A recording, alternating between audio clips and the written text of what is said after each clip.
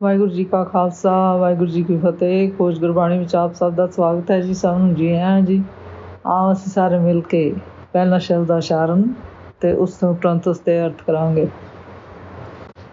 ਅੱਜ ਆਸਾ ਮਹੱਲਾ ਪਹਿਲਾ ਦੇ ਚੌਥੇ ਫੋਰਥ ਸ਼ਬਦ ਦੀ ਵਾਰੀ ਹੈ ਜੀ। ਏਕ ਓਂਕਾਰ ਸਤਿਗੁਰੂ ਪ੍ਰਸਾਦ। ਆਸਾ ਮਹੱਲਾ ਪਹਿਲਾ। ਏਕ ਮਰੇ ਪੰਚੇ ਮਿਲ ਰੋਵੈ, ਹਉਮੈ ਜਾਇ ਸ਼ਬਦ ਮਲ ਧੋਵੈ। ਏਕ ਮਰੇ ਪੰਚੇ ਮਿਲ ਰੋਵੈ, ਹਉਮੈ ਜਾਇ ਸ਼ਬਦ ਮਲ ਧੋਵੈ। ਸਮਝ ਸੂਝ ਸਹਿਜ ਕਰ ਹੋਵੈ, ਬਿਨ ਬੂਝੇ ਸਗਲੀ ਪਤ ਖੋਵੈ। ਸਮਝ ਸੂਝ ਸਹਿਜ ਕਰ ਹੋਵੈ, ਬਿਨ ਬੂਝੇ ਸਗਲੀ ਪਤ ਖੋਵੈ।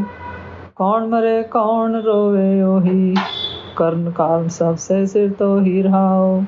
ਕੌਣ ਮਰੇ ਕੌਣ ਰੋਵੇ ਓਹੀ, ਕਰਨ ਕਾਰਨ ਸਭ ਸੇ ਸਿਰ ਤੋਹਿ ਰਹਾਉ। ਮੂਏ ਕਿਉ ਰੋਵੇ ਦੁਖ ਕੋਇ, ਸੋ ਰੋਵੇ ਜਿਸ ਬੇਦਨ ਹੋਏ। ਮੂਏ ਕਿਉ ਰੋਵੇ ਦੁਖ ਕੋਇ, ਸੋ ਰੋਵੇ ਜਿਸ ਬੇਦਨ ਹੋਏ। ਜਿਸ ਪੀਤੀ ਜਾਣੇ ਬ੍ਰਹਮ ਸੋਏ, ਆਪੇ ਕਰਤਾ ਕਰੇ ਸੋ ਹੋਏ। ਜਿਸ ਬੀਤੀ ਜਾਣੇ ਪ੍ਰਭ ਸੋਏ, ਆਪੇ ਕਰਤਾ ਕਰੇ ਸੋ ਹੋਏ। ਜੀਵਤ ਮਰਨਾ ਤਾਰੇ ਕਰਨਾ, ਜੈ ਜਗਦੀਸ਼ ਪਰਮਗਤ ਸਰਨਾ। ਜੀਵਤ ਮਰਨਾ ਤਾਰੇ ਕਰਨਾ, ਜੈ ਜਗਦੀਸ਼ ਪਰਮਗਤ ਸਰਨਾ। ਹਉ ਬਲਿਹਾਰੀ ਸਤਿਗੁਰ ਚਰਨਾ, ਗੁਰ ਬੋਹਿਤ ਸਬਦ ਪੈ ਤਰਨਾ। ਹਉ ਬਲਿਹਾਰੀ ਸਤਿਗੁਰ ਚਰਨਾ, ਗੁਰ ਬੋਹਿਤ ਸਬਦ ਪੈ ਤਰਨਾ। ਨਿਰਭਉ ਆਪ ਨਿਰੰਤਰ ਜੋਤ, ਬਿਨ ਨਾਵੇ ਸੂਤਕ ਜਗ ਚੋਤ। ਨਿਰਭਉ ਆਪ ਨਿਰੰਤਰ ਜੋਤ, ਬਿਨ ਨਾਵੇ ਸੂਤਕ ਜਗ ਚੋਤ। ਦੁਰਮਤਿ ਬਿਨਸੈ ਕਿਆ ਡੋਤ, ਜਨਮ ਮੋਹਿ ਬਿਨ ਭਗਤੀ ਸਰੋਤ। ਦੁਰਮਤਿ ਬਿਨਸੈ ਕਿਆ ਕਹਿ ਰੋਤ, ਜਨਮ ਮੋਹਿ ਬਿਨ ਭਗਤ ਸਰੋਤ। ਮੂਏ ਕਿਉ ਸਚ ਰੋਵੇ ਮੀਰ, ਰਹਿ ਗੁਣ ਰੋਵੇ ਨੀਤਾ ਨੀਤ। ਮੂਏ ਕਿਉ ਸਚ ਰੋਵੇ ਮੀਰ, ਤ੍ਰੈ ਗੁਣ ਰੋਵੇ ਨੀਤਾ ਨੀਤ। ਦੁਖ ਸੁਖ ਪਰ ਹਰਿ ਸਹਿਜ ਸੁਚੀਤ, ਤਨ ਮਨ ਸਭ ਭਇਓ ਕਿਸਨ ਪ੍ਰੀਤ। ਦੁਖ ਸੁਖ ਪਰ ਹਰਿ ਸਹਿਜ ਸੁਚੀਤ, ਤਨ ਮਨ ਸਭ ਭਇਓ ਕਿਸਨ ਪ੍ਰੀਤ। ਭੀਤਰ ਏਕ ਅਨੇਕ ਸੰਖ, ਕਰਮ ਧਰਮ ਬਹੁ ਸੰਖ ਅਸੰਖ। ਭੀਤਰ ਏਕ ਅਨੇਕ ਸੰਖ, ਕਰਮ ਧਰਮ ਬਹੁ ਸੰਖ ਅਸੰਖ। ਬਿਨ ਪੈ ਭਗਤੀ ਜਨਮ ਬਿਰੰਤ, ਹਰਿ ਗੁਣ ਗਾਵੇ ਮਿਲ ਪਰਮਾਨੰਦ। ਬਿਨ ਪੈ ਭਗਤੀ ਜਨਮ ਬਿਰੰਤ, ਹਰਿ ਗੁਣ ਗਾਵੇ ਮਿਲ ਪਰਮਾਨੰਦ। ਆਪ ਮਰੇ ਮਾਰੇ ਵੀ ਆਪ, ਆਪ ਪਾਏ ਥਾਪ ਥਾਪ। ਆਪ ਮਰੇ ਮਾਰੇ ਵੀ ਆਪ, ਆਪ ਪਾਏ ਥਾਪ ਥਾਪ। ਸ੍ਰਿਸ਼ਟੀ ਪਾਈ ਜੋਤੀ ਤੂ ਜਾਤ, ਸ਼ਬਦ ਵਿਚਾਰ ਮਿਲ ਨਹੀਂ ਪ੍ਰਾਤ। ਸ੍ਰਿਸ਼ਟੀ ਪਾਈ ਜੋਤੀ ਤੂ ਜਾਤ, ਸ਼ਬਦ ਵਿਚਾਰ ਮਿਲਣ ਨਹੀਂ ਪਰਾਤ। ਸੂਤਨ ਅਗਨ ਭਗੇ ਜਗ ਖਾਏ, ਸੂਤਕ ਜਲ ਥਲ ਸਭ ਹੀ ਥਾਏ। ਸੂਤਕ ਅਗਨ ਭਗੇ ਜਗ ਖਾਏ, ਸੂਤਕ ਜਲ ਥਲ ਸਭ ਹੀ ਥਾਏ। ਨਾਨਕ ਸੂਤਕ ਜਨਮ ਮਰੀਜੇ, ਗੁਰ ਪ੍ਰਸਾਦ ਹਰਿ ਰਸ ਪੀਜੇ। ਨਾਨਕ ਸੂਤਕ ਜਨਮ ਮਰੀਜੇ, ਗੁਰ ਪ੍ਰਸਾਦ ਹਰਿ ਰਸ ਪੀਜੇ। ਇਸ ਸ਼ਬਦ ਵਿੱਚ ਗੁਰੂ ਜੀ ਆਖਦੇ ਹਨ ਕਿ ਇਸ ਸੰਸਾਰ ਜਗਤ ਵਿੱਚ ਜਨਮ ਮਰਨ ਦਾ ਕੁਦਰਤ ਨਿਯਮ ਹੈ ਜੀ। ਜੋ ਜੰਮਿਆ ਹੈ ਉਸਨੇ ਮਰਨਾ ਹੈ ਅਤੇ ਮਰੇ ਹੋਏ ਜੀਵ ਲਈ ਅਸੀਂ ਸਾਰੇ ਰੋਂਦੇ ਹਾਂ ਜੀ। ਉਹ ਆਪਣੇ ਵਿਗੋਚੇ ਜਾਂ ਘਾਟ ਕਾਰਨ ਰੋਂਦੇ ਹਨ ਜੀ। ਗੁਰੂ ਜੀ ਆਖਦੇ ਹਨ ਮਰੇ ਹੋਇਆਂ ਦੇ ਬਾਬਾ ਈਸ਼ਰੀ ਦਰਗਾਹ ਵਿੱਚ ਕੀ ਹੋਵੇਗਾ, ਇਸ ਬਾਰੇ ਉਹ ਚਿੰਤਤ ਨਹੀਂ ਹਨ ਜੀ। ਗੁਰੂ ਜੀ ਆਖਦੇ ਹਨ ਇਸ ਸੰਸਾਰ ਤੋਂ ਤਰਨ ਲਈ ਗੁਰੂ ਰੂਪ, ਗੁਰਸ਼ਬਦ ਗੁਰਬਾਣੀ ਨਾਮ ਰੂਪ ਜਹਾਜ਼ ਦੀ ਸਹਾਇਤਾ ਚਾਹੀਦੀ ਹੈ ਜੀ। ਇਸ ਲਈ ਗੁਰਸ਼ਬਦ ਗੁਰਬਾਣੀ ਨਾਮ ਨੂੰ ਮਨ ਵਿੱਚ ਵਸਾਉਣਾ ਚਾਹੀਦਾ ਹੈ ਜੀ। ਅਤੇ ਗੁਰਸ਼ਬਦ ਗੁਰਬਾਣੀ ਨਾਮ ਭਗਤੀ ਤੋਂ ਬਿਨਾਂ ਜਨਮ ਵਿਅਰਥ ਨਸ਼ਟ ਹੋ ਜਾਂਦਾ ਹੈ ਜੀ। ਗੁਰੂ ਜੀ ਆਖਦੇ ਹਨ ਜੀ ਮਰਦਾ ਜੀਵ ਨੂੰ ਮਾਰਦਾ ਜੰਮਦਾ ਜੀਵ ਉਹ ਪਰਮਾਤਮਾ ਹੀ ਕਰਤਾ ਹੈ ਜੀ, ਉਹੀ ਕਰਨ ਕਹਾਰ ਹੈ ਜੀ। ਗੁਰਸ਼ਬਦ ਗੁਰਬਾਣੀ ਨਾਮ ਉੱਪਰ ਵਿਚਾਰ ਕਰਨ ਨਾਲ ਨਿਸ਼ਚੇ ਹੀ ਪਰਮੇਸ਼ਰ ਦਾ ਸੰਜੋਗ ਪ੍ਰਾਪਤ ਹੋ ਜਾਂਦਾ ਹੈ। ਫਿਰ ਗੁਰੂ ਜੀ ਸੂਤਕ ਬਾਰੇ ਦੱਸਦੇ ਹਨ ਜੀ ਕਿ ਕਿਸ ਚੀਜ਼ ਵਿੱਚ ਸੂਤਕ ਨਹੀਂ ਹੈ ਜੀ। ਲੱਕੜਾਂ ਜੋ ਅੱਗ ਬਾਲੀ ਦੀ ਹੈ ਉਹਦੇ 'ਚ ਸੂਤਕ, ਪਾਣੀ 'ਚ ਸੂਤਕ, ਜੋ ਖਾਂਦੇ ਹਾਂ ਸਬਜ਼ੀਆਂ ਭਾਜੀਆਂ ਉਹਦੇ 'ਚ ਸੂਤਕ। ਸੋ ਗੁਰੂ ਜੀ ਆਖਦੇ ਹਨ ਸੂਤਕਾਂ ਦੇ ਭਰਮ ਵਿੱਚ ਪੈਣਾ ਵੀ ਵਾਜਬ ਨਹੀਂ ਹੈ ਜੀ। ਸੋ ਗੁਰੂ ਜੀ ਆਖਦੇ ਹਨ ਜਦੋਂ ਇੱਕ ਕੋਈ ਜੀਵ ਮਨੁੱਖ ਮਰਦਾ ਹੈ ਜੀ ਤਾਂ ਉਸਦੇ ਸਾਕ ਸੰਬੰਧੀ ਰਿਸ਼ਤੇਦਾਰ ਮਿਲ ਕੇ ਉਸਨੂੰ ਰੋਂਦੇ ਹਨ। ਫਿਰ ਗੁਰੂ ਜੀ ਕਹਿੰਦੇ ਹਨ ਪਰ ਉਹ ਗੁਰਮੁਖ ਜੀਵ ਜਿਨ੍ਹਾਂ ਦੀ ਹਉਮੈ ਗੁਰਸ਼ਬਦ ਗੁਰਬਾਣੀ ਨਾਮ ਦੁਆਰਾ ਨਸ਼ਟ ਹੋ ਜਾਂਦੀ ਹੈ ਜੀ, ਅਤੇ ਗੁਰਸ਼ਬਦ ਗੁਰਬਾਣੀ ਨਾਮ ਦੁਆਰਾ ਉਹਨਾਂ ਦੇ ਪਾਪਾਂ ਅਤੇ ਵਿਸ਼ੇ ਵਿਕਾਰਾਂ ਦੀ ਮੈਲ ਧੁੱਪ ਜਾਂਦੀ ਹੈ ਜੀ। ਗੁਰੂ ਜੀ ਆਖਦੇ ਹਨ ਉਹਨਾਂ ਨੂੰ ਨਾਮ ਦੀ ਸੋਝੀ ਦੁਆਰਾ ਤੱਤ ਵਸਤੂ ਨੂੰ ਸਮਝ ਕੇ ਉਹ ਸਹਿਜ ਅਵਸਥਾ ਵਿੱਚ ਭਾਵ ਆਤਮਿਕ ਅਵਸਥਾ ਵਿੱਚ ਟਿਕਦੇ ਹਨ ਜੀ। ਫਿਰ ਗੁਰੂ ਜੀ ਕਹਿੰਦੇ ਹਨ ਪਰ ਕੋਈ ਜੀਵ ਗੁਰਸ਼ਬਦ ਗੁਰਬਾਣੀ ਨਾਮ ਉਪਦੇਸ਼ ਸਮਝੇ ਬਿਨਾਂ ਰੋਂਦੇ ਰਹਿੰਦੇ ਹਨ ਜੀ, ਅਤੇ ਆਪਣੀ ਇੱਜ਼ਤ ਪ੍ਰਤਿਸ਼ਠਾ ਗਵਾ ਲੈਂਦੇ ਹਨ ਜੀ। ਫਿਰ ਗੁਰੂ ਜੀ ਕਹਿੰਦੇ ਹਨ ਹੇ ਮੇਰੇ ਮਨ, ਮੈਂ ਤੈਨੂੰ ਇਹ ਦੱਸਦਾ ਹਾਂ ਜੀ ਕਿ ਉਹ ਕਰਨ ਕਾਰਨ ਸਮਰੱਥ ਕਰਤਾ ਪੁਰਖ ਪਰਮੇਸ਼ਰ ਆਪ ਹੈ ਜੀ, ਜੋ ਤੇਰੇ ਸਿਰ 'ਤੇ ਖੜਾ ਸਭ ਕੁਝ ਵੇਖ ਰਿਹਾ ਹੈ ਜੀ, ਅਤੇ ਕੌਣ ਮਰਦਾ ਹੈ, ਕੌਣ ਜੰਮਦਾ ਹੈ, ਅਤੇ ਕੌਣ ਮੋਇਆਂ ਨੂੰ ਰੋਂਦਾ ਹੈ, ਉਹ ਸਭ ਕੁਝ ਵੇਖ ਰਿਹਾ ਹੈ। ਸਭ ਕੁਝ ਆਪ ਹੀ ਹੈ ਜੀ। ਜਿਸ ਤਰ੍ਹਾਂ ਇਹ ਪੰਕਤੀ ਹੈ ਜੀ, न कुछ जन्मे न कुछ मरे, आपन चिल्त आप ही करे रहाओ।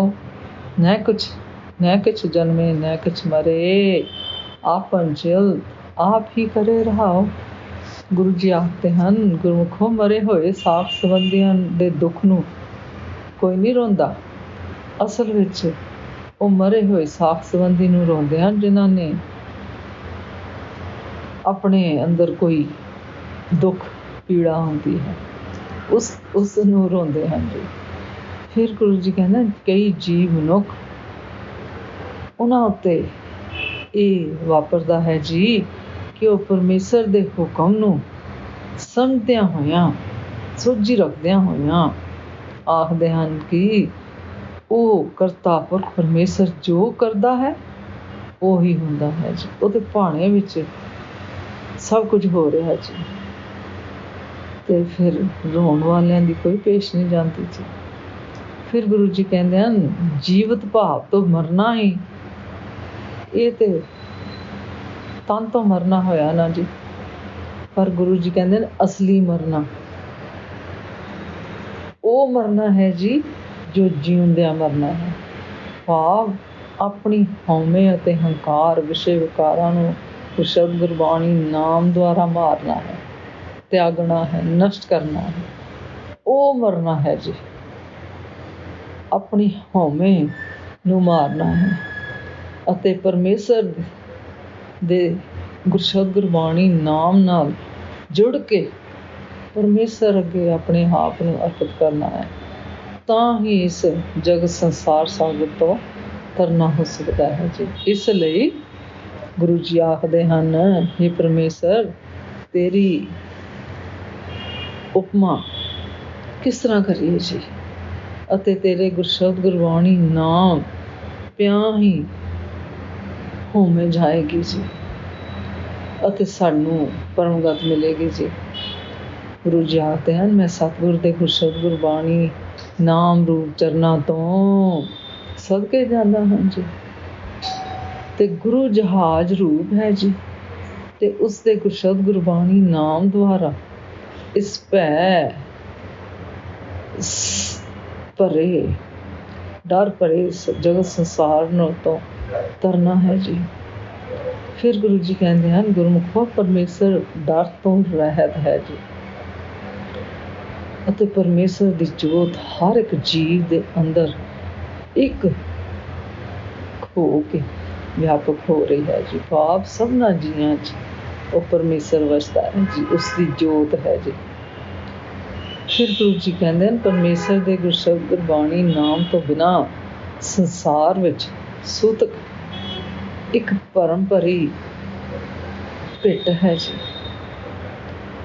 ਇੱਕ ਹੰਕਾਰੀ ਮੱਤ ਕਰਕੇ ਸੰਸਾਰ ਜਗਤ ਜੋ ਹੈ ਨਸ਼ਟ ਹੋ ਰਿਹਾ ਹੈ ਜੀ।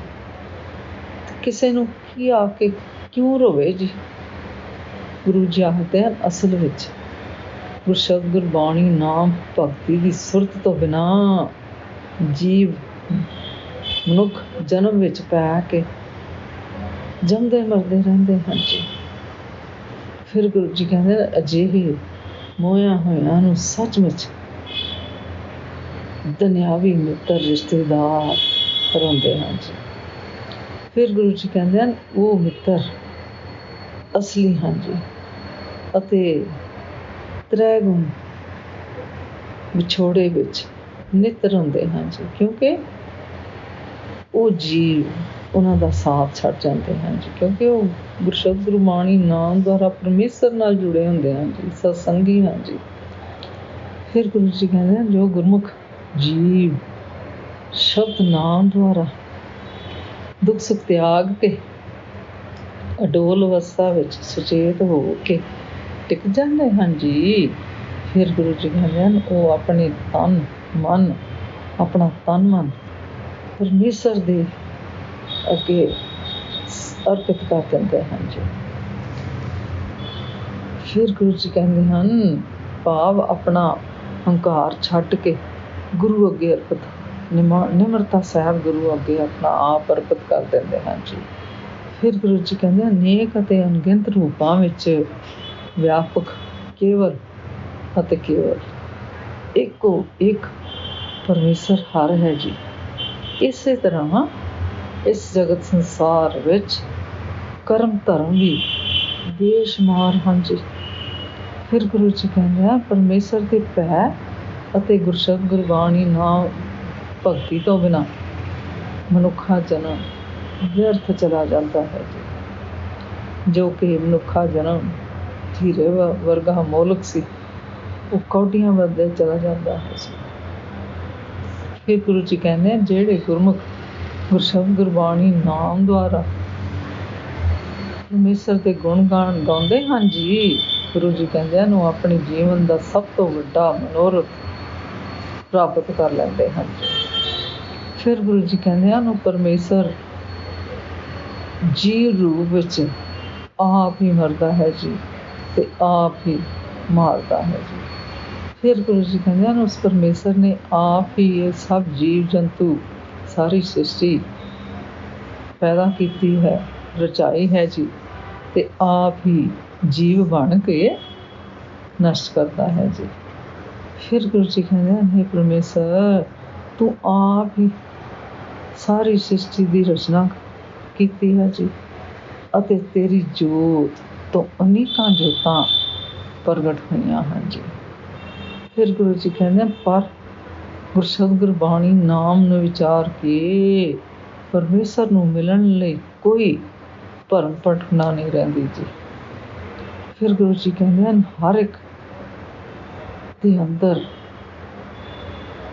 ਅਤੇ ਅੰਗ ਵਿੱਚ ਵੀ ਸੂਤਕ ਹੈ ਜੀ, ਜੋ ਸਾਰੇ ਜਗਤ ਨੂੰ ਸਾੜਦੀ ਹੈ ਜੀ। ਸੂਤਕ ਪਾਣੀਆਂ ਵਿੱਚ ਵੀ ਹੈ ਜੀ, ਅਤੇ ਜਲ ਥਲ ਸਾਰੀ ਜਗ੍ਹਾ ਹੈ ਜੀ। ਗੁਰੂ ਨਾਨਕ ਦੇਵ ਜੀ ਆਖਦੇ ਹਨ ਕਿ ਸੂਤਕ ਦੇ ਭਰਮ ਭੁਲੇਖਿਆਂ ਵਿੱਚ ਪੈ ਕੇ ਜੀਵ ਜਨਮ ਮਰਨ ਦੇ ਗੇੜ ਵਿੱਚ ਪਿਆ ਰਹਿੰਦਾ ਹੈ ਜੀ, ਅਤੇ ਇਸ ਸੂਤਕ ਤੋਂ ਛੁਟਕਾਰੇ ਦਾ ਕੇਵਲ ਅਤੇ ਕੇਵਲ ਇੱਕੋ ਰਸਤਾ ਹੈ ਜੀ, ਕਿ ਜੀਵ ਮਨੁੱਖ ਗੁਰੂ ਦੀ ਕਿਰਪਾ ਨਾਲ ਪਰਮੇਸ਼ਰ ਹਰ ਦੇ ਗੁਰਸ਼ਬਦ ਗੁਰਬਾਣੀ ਨਾਮ ਦਾ ਰਸ ਪੀਂਦਾ ਰਹੇ ਜੀ। ਇਸ ਸ਼ਬਦ ਦਾ ਸਾਰ ਇਸ ਤਰ੍ਹਾਂ ਕਰੀਏ ਜੀ। ਗੁਰੂ ਜੀ ਇਸ ਸ਼ਬਦ ਵਿੱਚ ਸਾਨੂੰ ਉਪਦੇਸ਼ ਦਿੰਦੇ ਹਨ ਕਿ ਮਨੁੱਖ ਨੂੰ ਮੌਤ ਬਾਰੇ ਕੁਝ ਸੋਝੀ ਨਾ ਹੋਣ ਕਾਰਨ ਮਨਮੁਖ ਲੋਕ ਰਿਸ਼ਤੇਦਾਰਾਂ ਦੇ ਮਗਰੋਂ ਰੋਂਦੇ ਪਿੱਟਦੇ ਅਤੇ ਸਿਆਪੇ ਕਰਦੇ ਹਨ ਜੀ।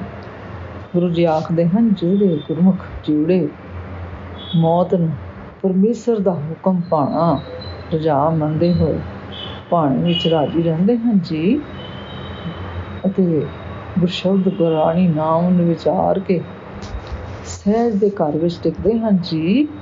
ਜਿਸ ਤਰ੍ਹਾਂ ਗੁਰੂ ਜੀ ਦੇ ਪਵਿੱਤਰ ਵਾਕ ਹਨ ਜੀ, ਮੋਏ ਕਿਉ ਰੋਵੇ ਦੁੱਖ ਕੋਏ, ਸੋ ਰੋਵੇ ਜਿਸ ਬੇਤਨ ਹੋਏ। ਮੋਏ ਕਿਉਂ ਰੋਵੇ ਦੁੱਖ ਕੋਏ, ਸੋ ਰੋਵੇ ਜਿਸ ਬੇਦਨ ਹੋਏ। ਅਗਿਆਨੀ ਜੀਵ ਪੁਰਖ ਮਾਨੋ ਇੱਕ ਕਟਾਕਸ਼ ਹੈ ਜੀ। ਮਰੇ ਹੋਏ ਮਨੁੱਖ ਦੇ ਦੁੱਖ ਨੂੰ ਵੇਖ ਕੇ ਕੋਈ ਨਹੀਂ ਰੋਂਦਾ ਜੀ। ਫਿਰ ਗੁਰੂ ਜੀ ਕਹਿੰਦੇ ਹਨ, ਉਸ ਬਾਰੇ ਤਾਂ ਕਿਸੇ ਨੂੰ ਕੋਈ ਗਿਆਨ ਹੀ ਨਹੀਂ ਹੁੰਦਾ ਜੀ ਕਿ ਉਸਦੇ ਸਾਰੇ ਸਿਰ 'ਤੇ